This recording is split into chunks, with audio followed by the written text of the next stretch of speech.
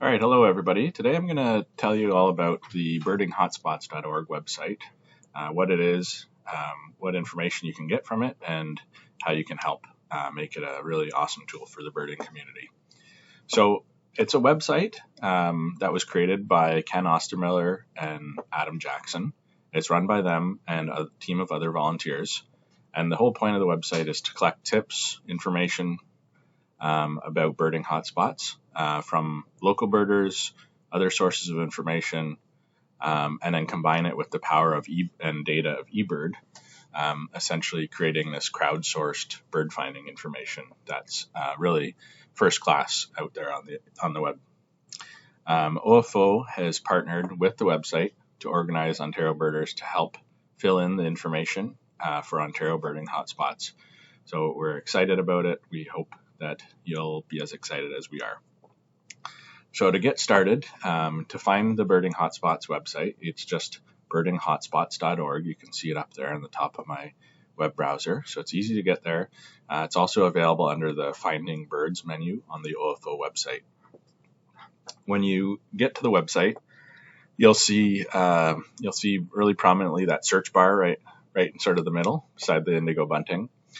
So there you can use to find a specific region or a specific hotspot and go straight to the hotspot page. There's also the search options up in the top right of the screen, the little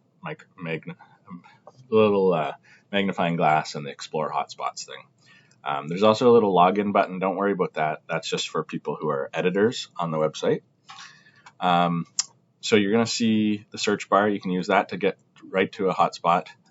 You'll see a list of the regions that are participating. So there's 18 American states plus Ontario that have signed up to use this website so far. Further down, you'll see some featured hotspots and then general information about the website and how it works. But if you're here and you want to just learn how to use it, let's start by going to the Ontario page. On the Ontario page, this is similar what you'll see in the other regions as well that are participating.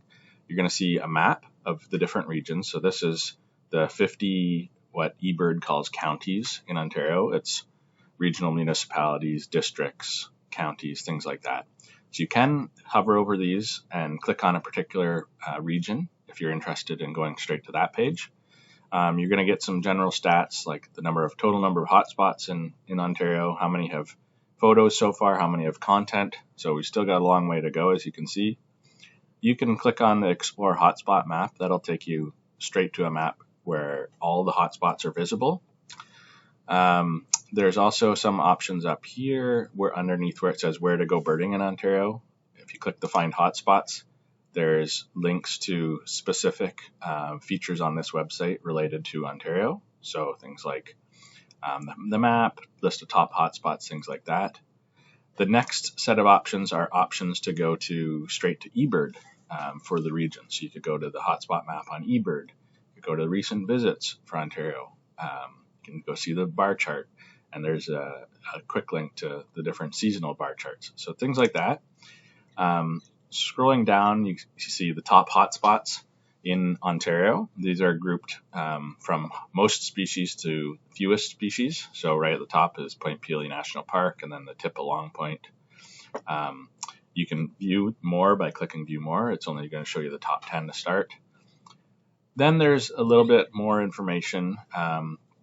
There's some articles. So far we only have one article up on the website for Ontario. It's an archive of OFO's birding hotspot articles. These are things that hotspot articles that were published in OFO's OFO News or Ontario Birds. And then there's a link to the OFO website. And finally, there is notable sightings. This is straight from eBird, so it's things that get flagged as rare in eBird. Okay, let's zoom in on a particular region. So I'm going to go to Peterborough. I'm going to click it on the map. If you didn't know where a region was on the map, you could see it in a list, but I'm going to click on Peterborough. And we're going to get the same sort of information we had on the Ontario page with links to other features on the site, as well as links to features within eBird. Gives you the total number of hotspots. There's 199. And here we're doing pretty well. We've got 66 have photos and 60 of them have written content in them. We've got our map, so you can move around the map, zoom in. They're color coded. Basically, the redder they are, the hotter they are in terms of number of species. So, for instance, here in Lakefield, there's an orange one. This is the Lakefield Sewage Lagoons. So we could view the hotspot from the map. We also have a list of the top hotspots, just like we did on the Ontario page. And there's that Lakefield Sewage Lagoons one again. So then there, at the bottom of the page, there's a list of all the hotspots in alphabetical order that are within that region. And then same thing, we've got the notable sightings straight from eBird down at the bottom. So I'm going to take us to a particular hotspot right now. Let's go to Lakefield Sewage Lagoons.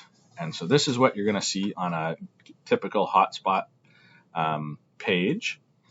So up at the top, there's photos. If people have submitted them, we can also embed Google Map Street View. So this is the view of the gate into Lakefield Sewage Lagoon.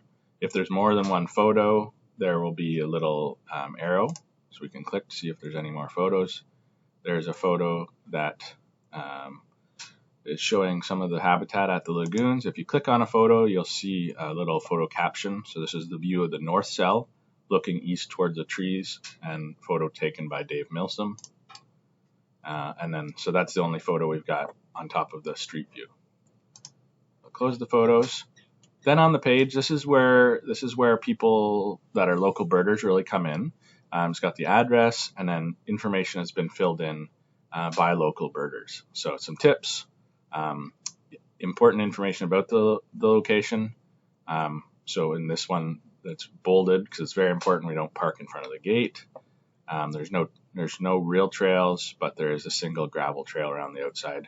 And then features, there's no restrooms, there's no roadside viewing available. So all the information ideally that you would need to be able to know how to go birding at that location.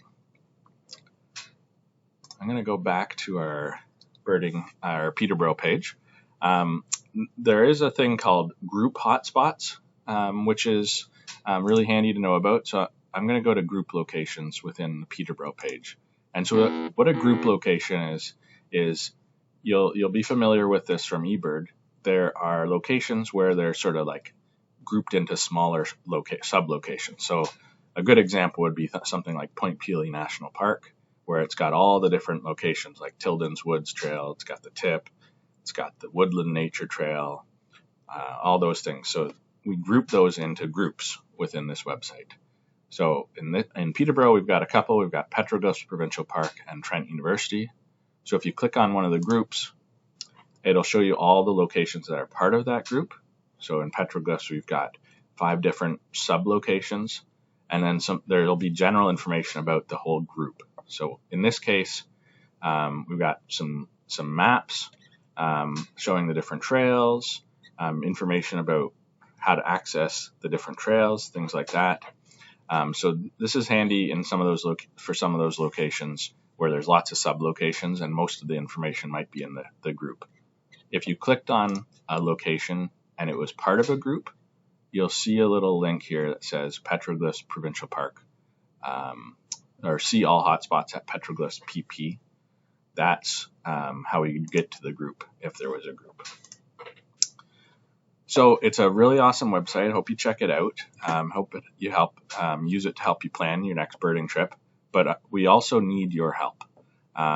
So if you have information about a site, if you know it really well or just a little, or you have photos that you think would be helpful, or you know where there's maps or things like that, please help us fill the information in. So to do that, you just go to the hotspot that you know of, and underneath that photo at the top, there will be an option that says upload photos, and there's an option that says suggest edit. So it's as simple as that. If you click the upload photos, you're just going to copy your photos over, put in your name and your email address. That way we can give you credit or contact you if we have questions. And then same with suggest edit. You just click it, you fill in your name and your email, and then you fill in all the information you know about. So any tips, what are some of the birds of interest at the site, information about this location, like access rules, things like that, any particular trails that are worth highlighting, and you can add some notes that go to the editor, so if you need to explain something. And then there's also some checkbox things if there's restrooms or there's a wheelchair accessible trail or things like that. So that's it. We really hope to get as much people helping fill this in to make birding easier for everybody and share the information that's out there within the birding community. We think it's going to help everybody have more fun birding. So that's it. If you have any questions, you can contact us at hotspots@ofo.ca. Thank you.